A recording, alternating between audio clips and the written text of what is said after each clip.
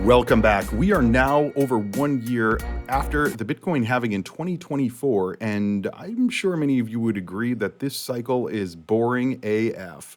It just doesn't seem like previous cycles, and it doesn't seem like we're seeing the momentum in the altcoins and in the rest of the crypto market and even Bitcoin. That while it has made massive gains, we're not seeing the banana zone or parabolic move that we've seen in previous cycles.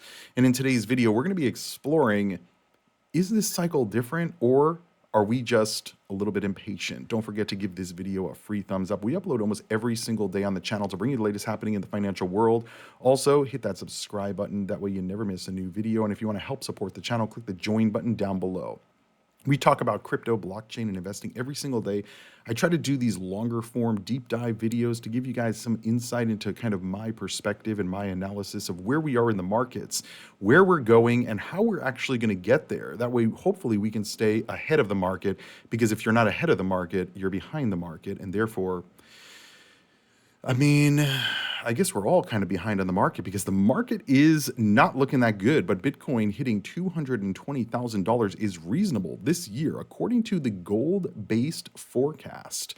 And so let's understand a little bit more about this. Bitcoin has a decent chance of hitting 250,000 or more in 2025. In one of these analysts on X said that the 4-year Bitcoin price cycle should provide unprecedented highs this year. Now, as we've talked about, a lot of people keep like YouTube, Twitter, X, Facebook, every social media platform, people are talking about the fact that when the cycle begins, when we start moving higher. And I'm like, wait, we're already over a year since the Bitcoin halving, and the price of Bitcoin has moved fairly substantially over the last year and a half, 2 years. Again, from the cycle low of about $15,000 to $20,000, right around the FTX collapse, all the way to where we are at over $100,000. And if we zoom in a little bit, what it looks like over here from what we call the Trump pump or the post-election pump in November to January, it looks kind of like a double top here. And so where are we going from here? Because if we compare this cycle, at least where we are today, to previous cycle, what you can see is once the double top hit, we just went down from there. And so is the cycle over? Is that it for this cycle? Is $100,000 the all-time record high and now the cycle high as well? Well, let's kind of break it down because there's a lot of other metrics to understand. First, let's kind of understand how the previous bull runs looked. Now, again, we're looking at historical data and historical context. This doesn't guarantee that these things are going to happen again, but utilizing this historical context, and I'm going to show you the halving tracker, which is basically the tracking of the cycle over the course of time after the Bitcoin halving. Anyway, we'll get to that in just 1 minute. But remember, in 2023, Bitcoin reached $1,127. That was the high at the time. Now, that was very early on in Bitcoin and crypto, and that cycle was very, very rapid and very, very violent to the upside, right? We saw the most upside percentage-wise in the first cycle. We saw the second most in the second cycle, and my belief is we're going to see diminishing returns as time goes on. So the percentage gains that we saw at the beginning of crypto, we're not going to see anymore, especially after Wall Street has taken control, and we're going to be talking a little bit about that further on in the video. Now, the 2017-2018 cycle lasted 165 days. And so the first major moves were 104, the second was 165, and then the 2020 and 2021 cycle was effectively much longer at 473 days. Some of this could also be due to the pandemic and the money that was printed and cycled through the economy very rapidly because of what happened with the pandemic. And so this brings us to the halving tracker. This is really a guide that I use to understand where the market is and where the market's going. It's just one piece of my research portfolio. So this is not like I don't just base my entire investment thesis on this chart, but it's going to be very interesting to many of you. And if you're on X, you can go to the Bitcoin halving tracker and they update this on a daily basis. And so what this shows is the scaled up version of previous cycles and where we are today from the Bitcoin halving, right? So remember, each time that we see the Bitcoin halving, it happens at different times. So in 2024, the Bitcoin halving occurred, I believe, in April, and the previous halving occurred in May, and the previous halving before that, I believe, June. So we're kind of moving back by 1 month every single halving a cycle based on kind of what we're looking at.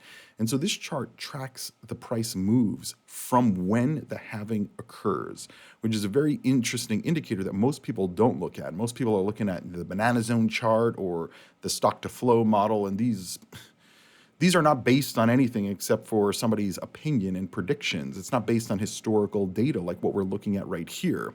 And so when we look here, you can see the top line is the scaled up version of the 2012 cycle. The green line, the middle line, this is the 2016 cycle, and the blue line is the 2020 cycle. Again, all scaled up.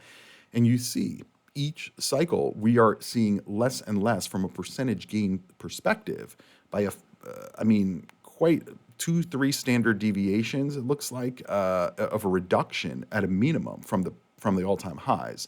And so that would put us to kind of where we are today in the cycle. Now, number one, we can kind of use this to understand approximately where the top of the market will be.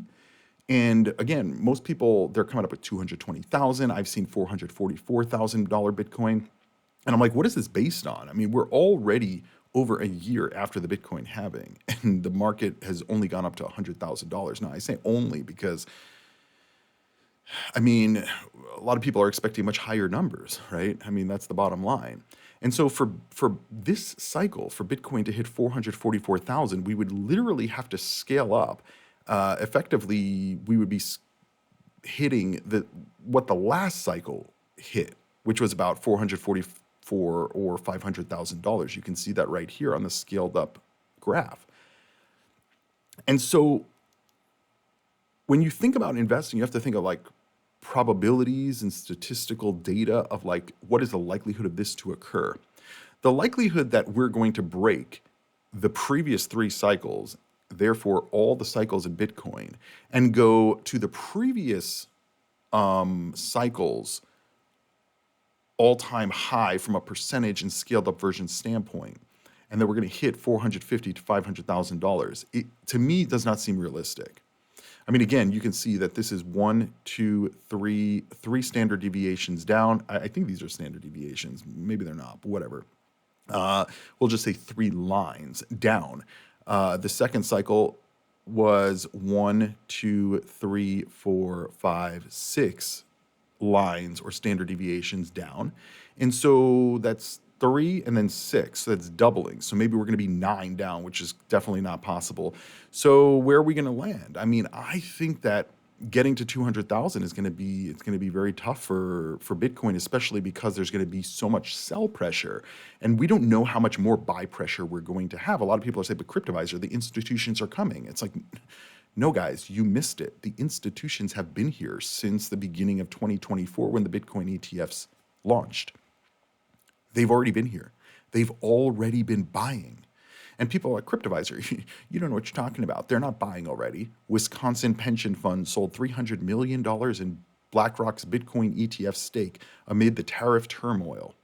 This is one pension fund in Wisconsin sold 300 million Bitcoin ETF stake.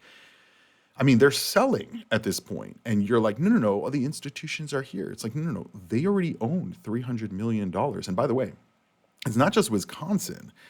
We also see exposure to MicroStrategy, which is a little bit kind of concerning. And let me explain why.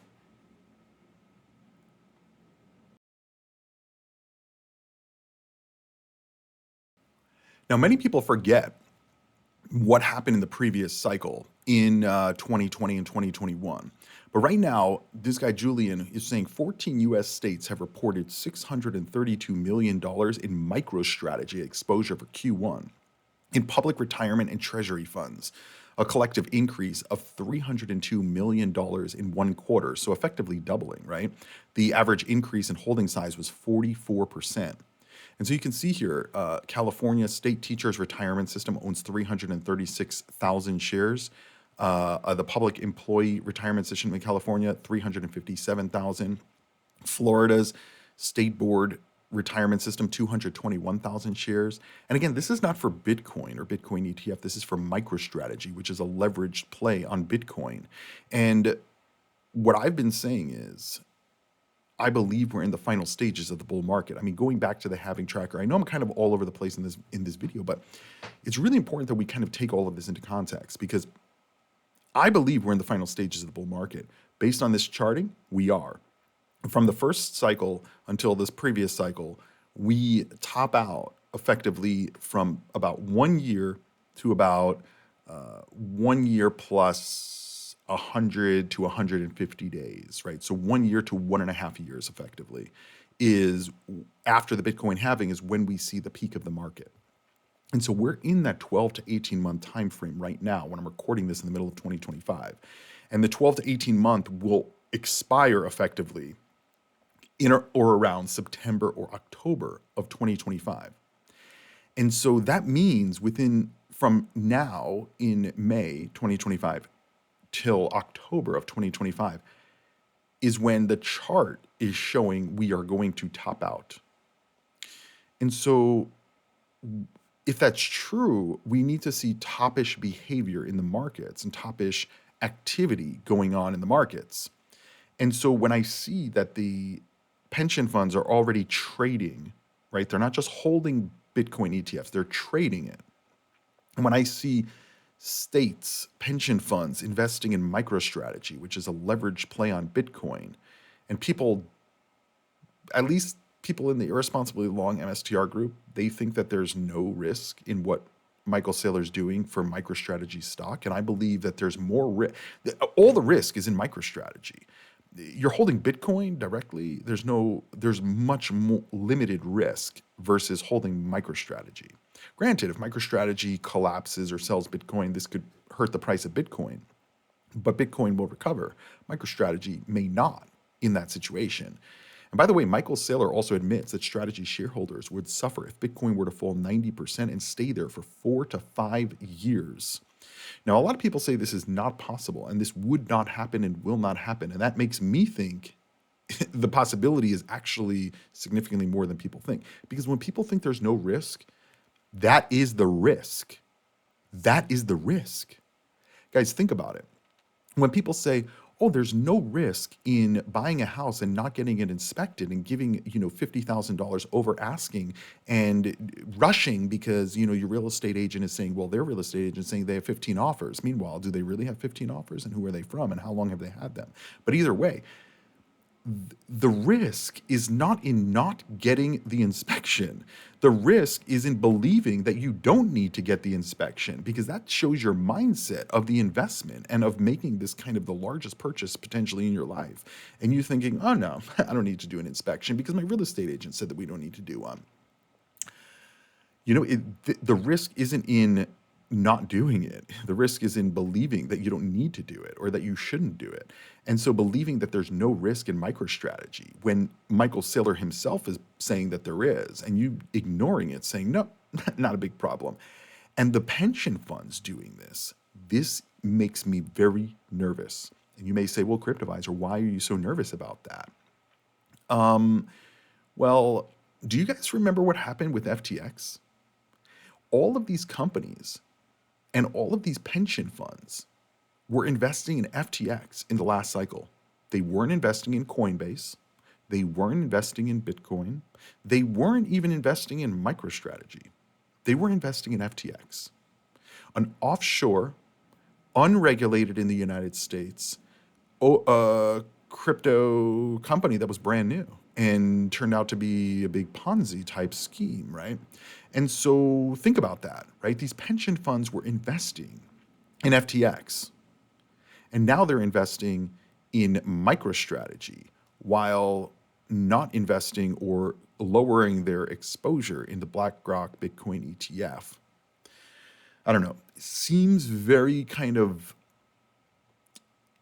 almost like this cycle is just a repeat of the previous cycle, but even worse because most of these crypto projects have not produced anything.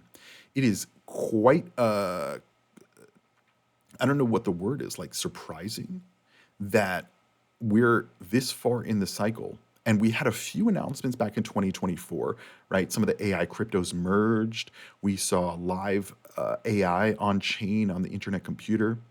We saw Ethereum talking about what they were going to be doing from a perspective of, the upgrades. Solana, all the billionaire, oh, Solana's going to be the best project out there. It's going to have all of this great projects and products that you can use. We got meme coins. We got meme coins. And not only do we got meme coins, but now we're hearing the meme coin trader himself, Dave Portnoy, is now asking if XRP is the next Bitcoin. That's where we are in the cycle. And there's people who are like, they're ignoring all of these signals. They're completely ignoring all these signals. They're ignoring the halving tracker.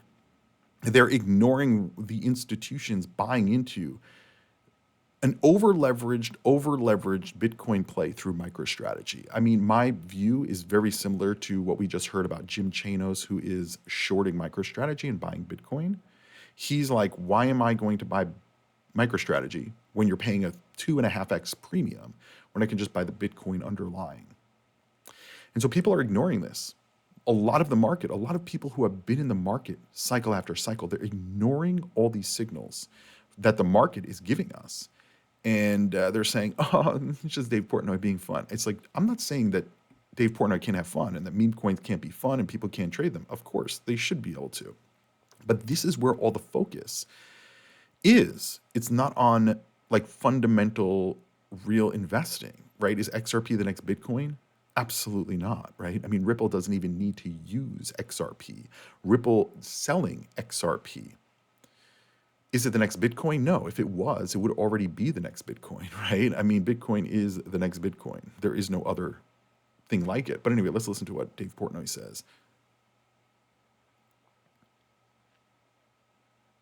And by the way, don't forget to give this video a free thumbs up and also make sure you guys hit the subscribe button. That way you never miss a new video. We upload almost every single day.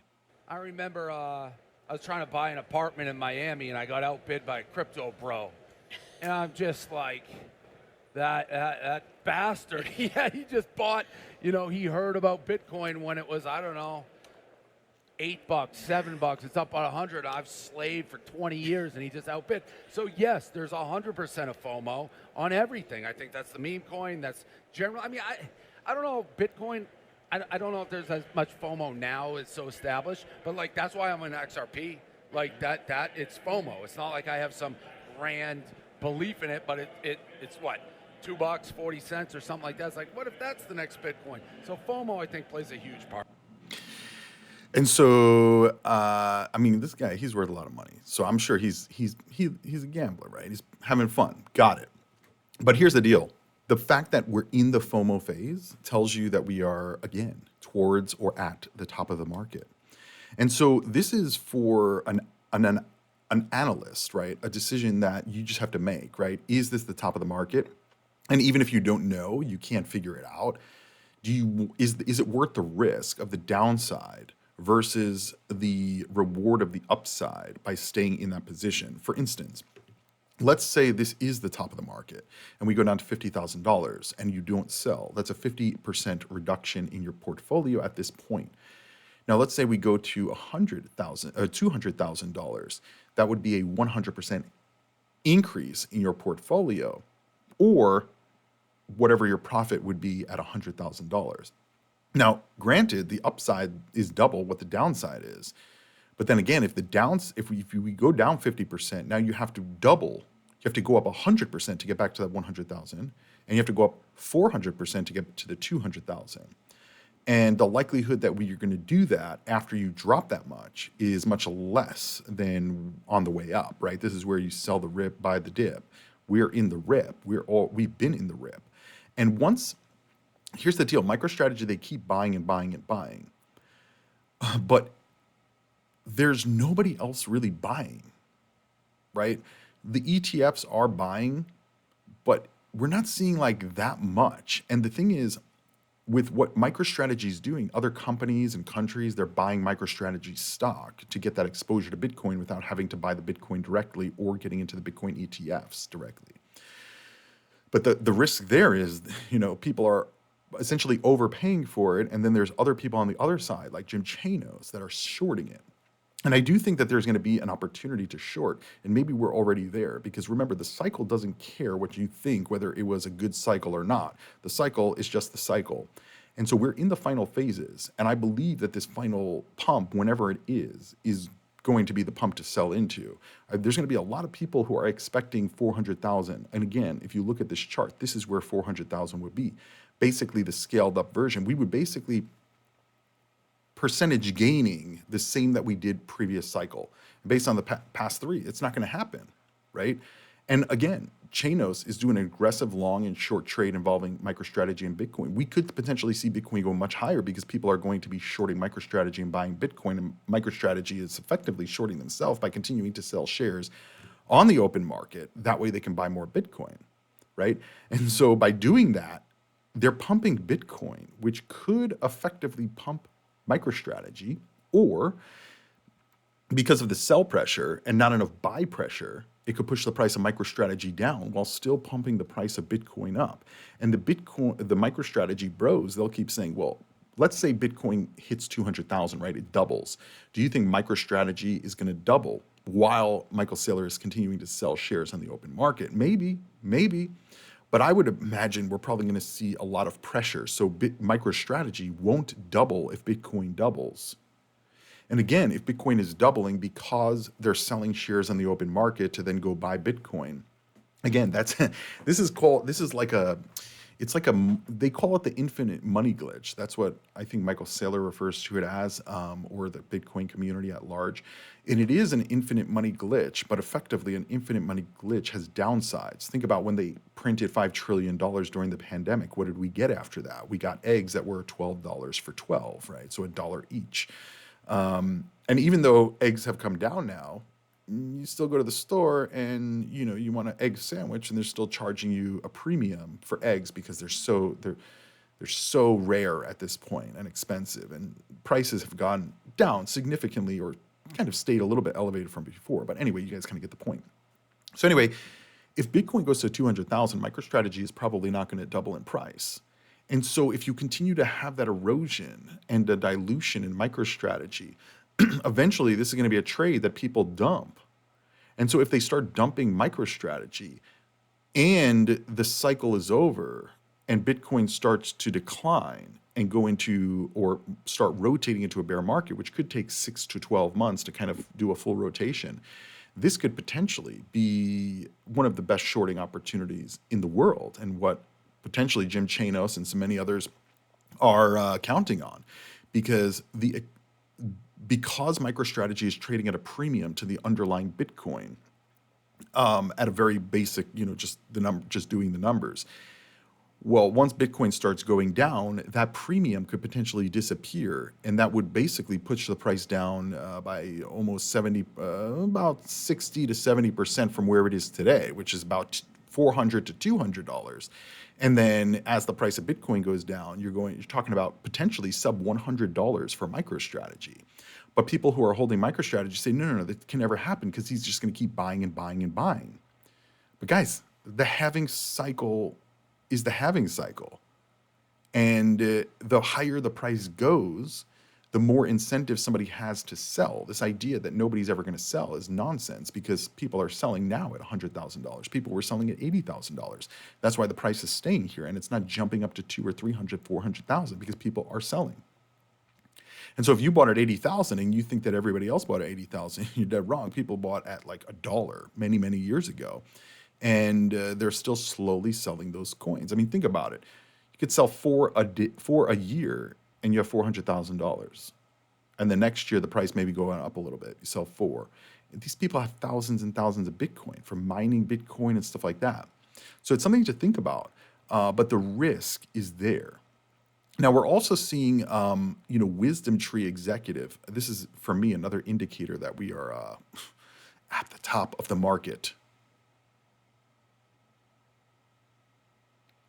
This says crypto's lack of frothy use case is a good sign, according to the Wisdom Tree executive. The Wisdom Tree executive said there's still a lot of innovation to do, and it's still very early days, but the market has matured and has greater sustainability than in previous cycles. This is the head of product at asset manager Wisdom Tree, saying he's optimistic despite the noticeable lack of hype that typically comes along with the bull run. He said there really hasn't been a frothy use case that's been typically driven these market cycles previously. And that's true. We've talked about like what is the narrative this cycle. Previous cycle, it was DeFi, right? DeFi summer, that was the big thing. Solana summer, DeFi summer. Then we had NFTs, right? And NFTs started to really become all these ecosystems were dumping millions, if not billions, into NFT ecosystems. And what did that create for us today? Really nothing. Previous cycle before that, it was ICOs, new coins. And so this cycle, there's really no narrative, right? I thought AI would be a narrative. I thought gaming would be a narrative. Because remember, Facebook is the metaverse, right? They're Meta. They said they were going to, and they did dump tens of billions of dollars into researching and developing the metaverse 4 or 5 years ago. And we have no metaverse. Imagine being able to spend 10, $50 billion over the course of a few years and come up with nothing. Nothing. It's truly incredible. It really is. But yet this cycle, we don't have anything. A lot of these projects, they keep talking about what they're going to do next. And I'm like, we are in the end of the cycle.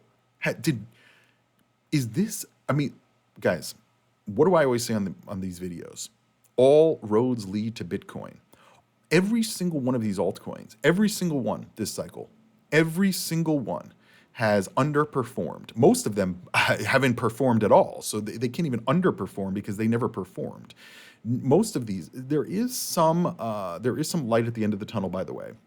In DeFi, Ondo Finance, Aave, Internet Computer, that really have been developing technologies and are working on things. Whether they get development or not, or whether they get implementation or not, or growth or not, that's a whole different story. But I do think that some of these ecosystems have been trying to do their best. But most of these ecosystems, we've gotten nothing from. And again, that doesn't mean Ethereum is not a good ecosystem. It's not a good blockchain. It's not a good DeFi.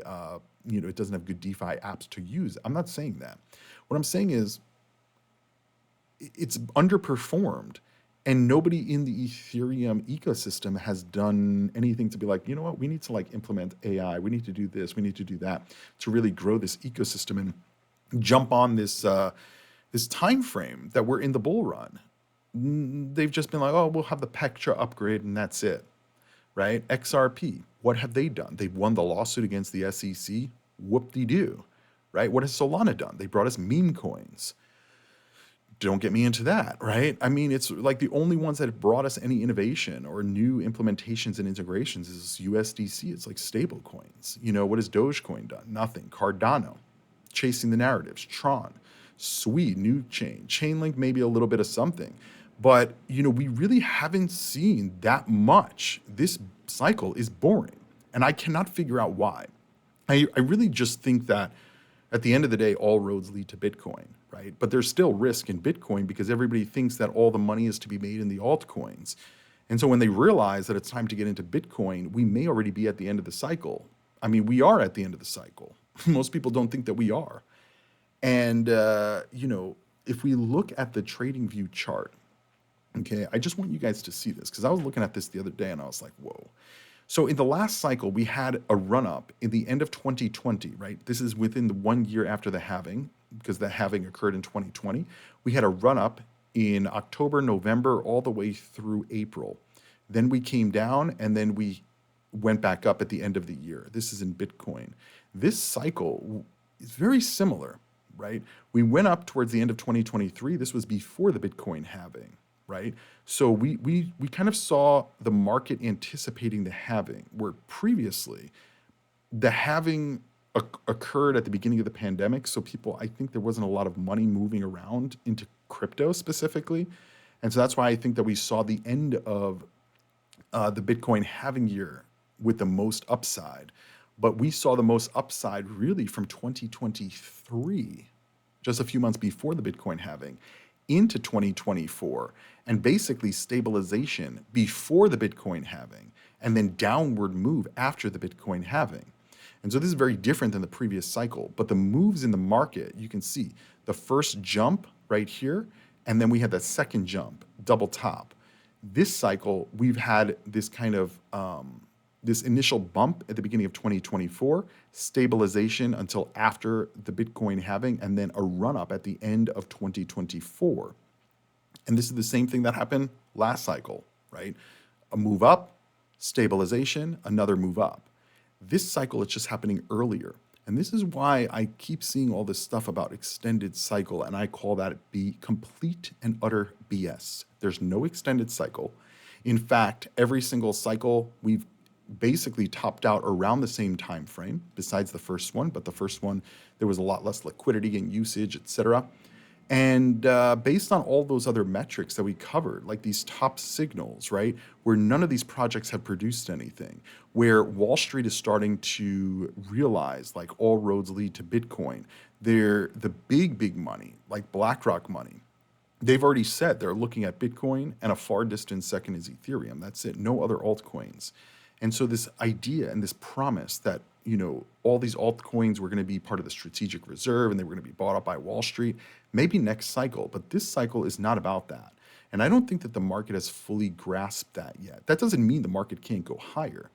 I just think that they're waiting for like this big announcement. Like one day they're, you know, just like the extended cycle, like one day everybody's going to wake up and say, oh, now we're in 2026 and the market is topping out. So everybody today, we're going to all go into our accounts and very orderly, we're just going to sell our whole account on the same day and we're all going to get out of the market in profit. Nonsense. That's not how it works. You want to get out of the market before everybody is going for the door, right? Same thing that happens in meme coins. Everybody loves meme coins until they start dumping. And when they start dumping, they dump very hard. And so everybody is just holding on to these like, oh, well, last cycle this happened. Last cycle it did this much in gains. And I told you that's not the viewpoint to have. I personally think that Wall Street being involved with the ETFs and all of this, and we're talking big money now trading the market. So one market mover, like a pension fund selling 300 million in Bitcoin, while this may not impact the rest of the market, it could send fear in the market. Other pension funds may follow suit.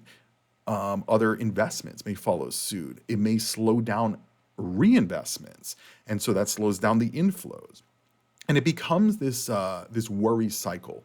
And I do think that once people start to realize where we are in the cycle, and the next pump is everyone's going to be in, you know, oh, they're going to flip completely bullish and forget kind of everything that all the analysis that they've taken in from all the channels.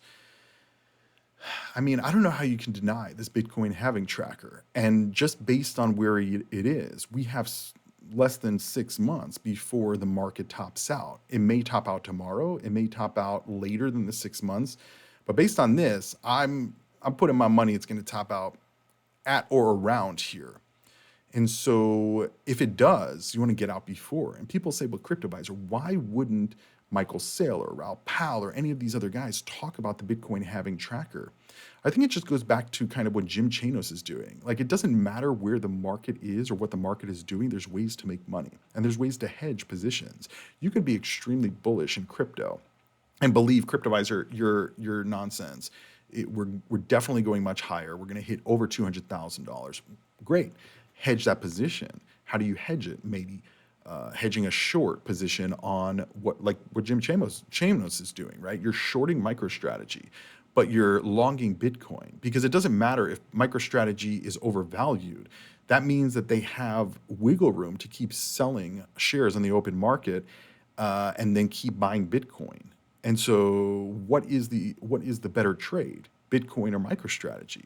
Again, all roads lead to Bitcoin.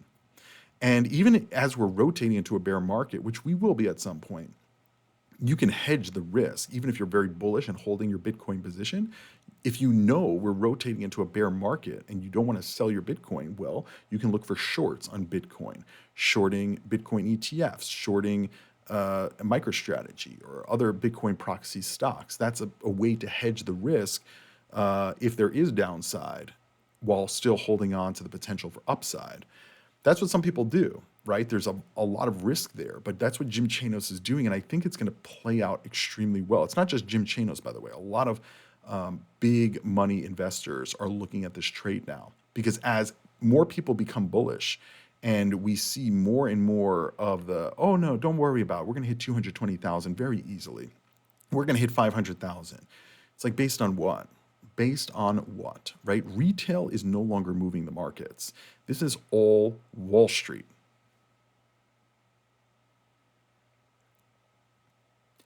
And so Wall Street can control where the markets move. And they don't just control, I mean, at the end of the day, guys, there have been a lot of performers, but you may actually make more money in Bitcoin mining companies than crypto, right? Bitcoin price can go down, but Bitcoin miners can go up. Bitcoin proxy stocks can go up, even if the price of Bitcoin goes down. And so this is where you have to look at the net asset value, it's called the NAV, versus the underlying thing. So if you're in a Bitcoin ETF and you're paying $50 for the share, and you look at the NAV, which shows you how much Bitcoin underlies, you're paying $50 and you're getting $55 of NAV. That means you're making actually $5. Technically, it's a paper trade. It's not actual $5, but essentially you're in a negative premium. What we're seeing with MicroStrategy is a positive premium. So how do you hedge against a positive premium? Short, because especially knowing Michael Saylor is going to continue to sell. But anyway, people are asking Cryptoviser, is he going to keep buying in the bear market? Highly likely, yes. I mean, if you look at MicroStrategy's purchases, they've been purchasing since 2020 in the bull market or the bear market, doesn't matter. And they're way ahead. The more concerns that I have are like the GameStops of the world, the Marathon Digitals of the world, and some of the smaller companies that are buying Bitcoin because they may need to sell the Bitcoin if the price does go down, especially because most of them are buying at the top. That's their dollar cost average, the top all-time record highs. Michael Saylor has a 30% buffer where their dollar cost average is around $70,000 and we're at $100,000. So there's a 30% buffer there. Will they get margin called at some point? I mean, it's possible. We would have to definitely keep an eye on it and see to make sure that, what they're doing kind of matches what the market is doing. And if they're not, well, how do we hedge against that, right? If the premium goes below what the underlying Bitcoin is in a bear market for MicroStrategy, and that's possible, right? Because people may see the risk as too risky so that the price is actually lower than the underlying Bitcoin. And I predict that will happen in the bear market. And that would, for me, would be an indicator to buy because that could potentially be the bottom of the market or at least bottom signals, the same way that we're talking about top signals. That for me would be kind of like a bottom signal, the fact that we're in a negative premium versus a positive premium like we are today. And so this all goes back to the point of this video. This cycle is boring as fuck, right? I mean, it's really all about Bitcoin this cycle. Ethereum hasn't hit all-time record highs. XRP, they beat a lawsuit. Solana, meme coins, that's it. I mean, the best performing crypto in the top 50 at least this cycle, from $8 to $260. But really, these other coins, none of them have really been going to or past their all-time record highs, and I don't know if they will, because even Solana, the Solana previous all-time record high was 250. And this cycle, what did Solana hit? 260. So it barely hit its all-time record high. Reminds me a lot about Litecoin from the previous cycle. 2017, Litecoin hit about, I think, $410. 2020 cycle, it only hit like $300. It barely hit its all-time record high. And so Solana all-time record high was about $250. And this time it went a little bit above that and came right back down. Is that a double top? I mean, it looks double top-ish to me. And so there's still people who are very bullish on this. And I'm like, based on what? They've had meme coins. Like, what other technologies have we seen? What partnerships, collaborations, integrations of Solana's backend technology have we seen with any major company around the world? We haven't. And so what have they been working on? Where has all the money gone? It's not just Solana that we have to ask this question. It's all the ecosystems. Where has the money gone? Because there's been a lot of money pumped into these ecosystems for developing new technologies and implementing them and getting real world use cases. And we really don't have that on any of them. An NFT marketplace is not a use case, right? It's just not. And so I think that as we kind of move through this cycle, we have to look for the winners, the ones that are getting real-time integrations with real financial networks. XRP is one of those. I would say Hedera is probably another one of those. Another one would probably be, I just had it up here, but I forgot. Aave is another one, right? Any Ondo Finance is a big one as well. And these are not coins I'm necessarily holding, at least right now, maybe in the future. But I think as we rotate into a bear market, the market's just going to look at the fundamentals, because I don't know what this cycle is about. There's no narrative, there's no major breakthroughs, and there's very few announcements. All I'm hearing right now in the final phases of the bull market, in my view, and all I've been hearing is promises. Oh, we're going to start working on this. We're going to start working on this. And I'm like, where the F have all of these people been over the last few years? You're supposed to build in the bear market and deploy in the bull market. And now this is the second cycle this has not happened in. It hasn't happened. Because if you think about it, right, all these projects that we're doing, NFT ecosystems and pumping all these, different things out for NFTs in 2021, that wasn't like being developed for 5 years. Like they just started developing that as NFTs got popular. So they didn't really have any technologies either. And a lot of the promises that these projects have made over the last few years have been turned out to be complete and utter bullshit. Not just one project, not just two projects, most of these projects. That's the bottom line. And, this is where I say fundamentals and where I really have focused this channel on projects that are doing things. Internet Computer, while they have not performed from a price perspective as much as many people would like them to have performed, while they may not have gotten collaborations, they are building AI capabilities on chain, which is revolutionary. Hedera, they are tokenizing real world assets and utilizing other blockchains to draw in those strengths of the other blockchains to make Hedera one of the most powerful ecosystems in crypto. We see this happening now, right? Meanwhile, these other major chains, they've been promising things for years.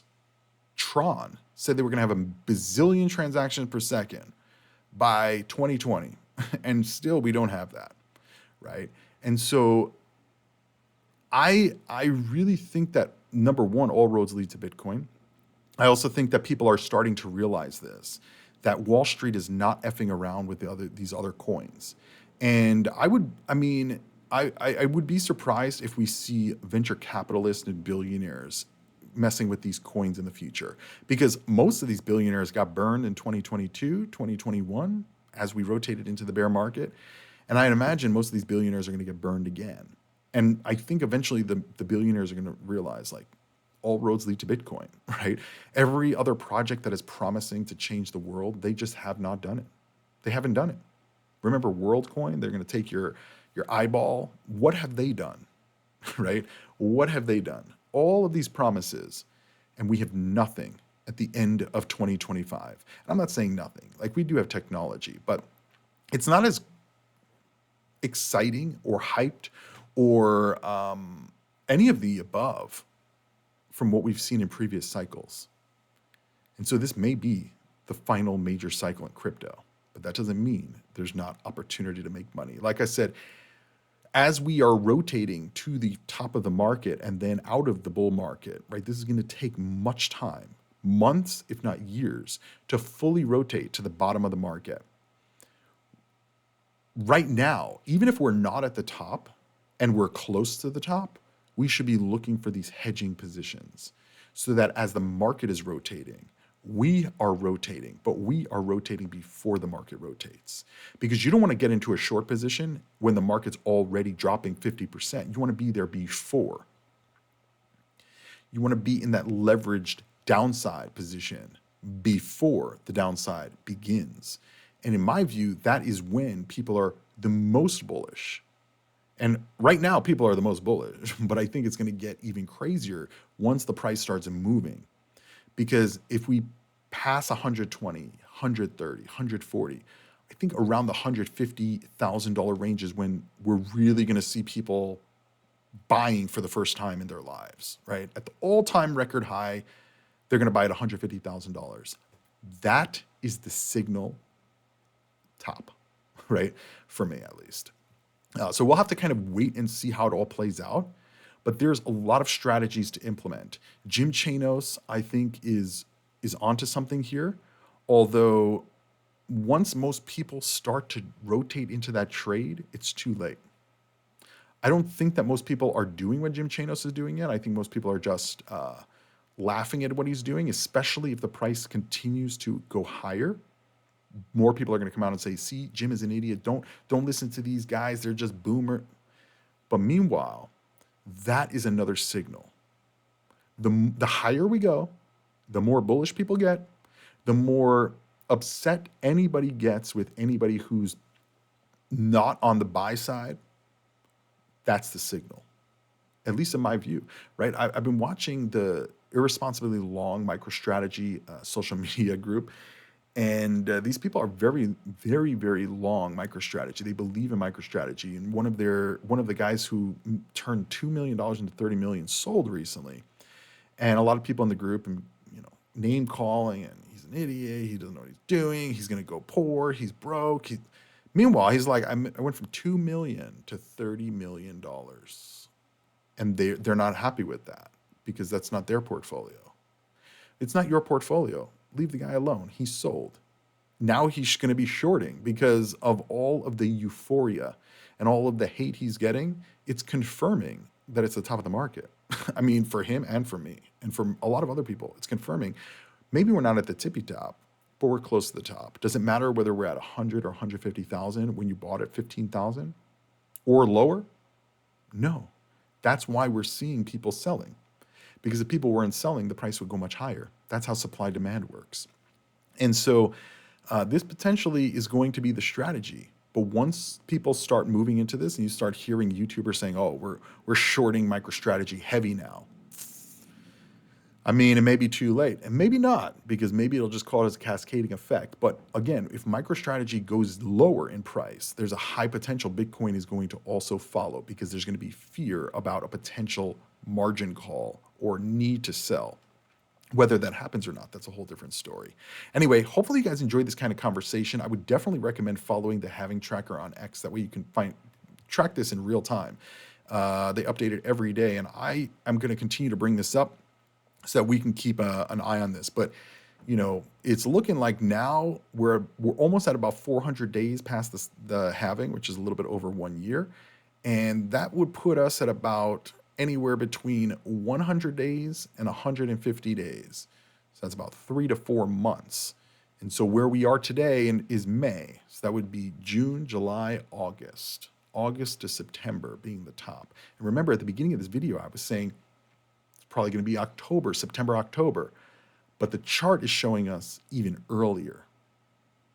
So we'll have to wait and see. Let me know what you guys think. Where is the top of the market? Why is this cycle so boring? And don't forget to give this video a free thumbs up. Hit that subscribe button. I'll see you when I see you. Invest responsibly in Crypto On.